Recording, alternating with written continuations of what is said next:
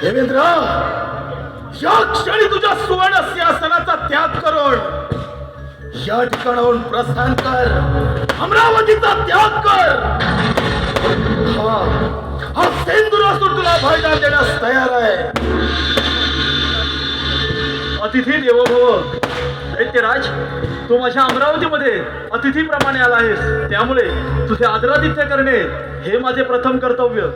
परंतु एक गोष्ट सदैव ध्यानात ठेव, हे अमरावती मिळवणं एवढं साधं आणि सोपं नव्हे. एक सहस्र अश्वमेध यज्ञ पूर्ण करून हा देवराज या इंद्रपदावरती विराजमान झाला आहे. माझी तुला विनंती आहे, माझ्या अमरावतीमधून माघारी जा. देवेंद्र, सेंदुरासूर अमरावतीमध्ये आला तो माघारी जाण्यासाठी नव्हे, तुझ्या खानदानावर पाय रोव, तुझ्या सुवर्ण सिंहासनावर विराजमान होण्यासाठी. दैत्यराज, ज्या मनसुब्याने तू माझ्या अमरावतीमध्ये आला आहेस, तो मनसुबा हा देवराज इंद्र कधीच पूर्ण होऊ देणार नाही.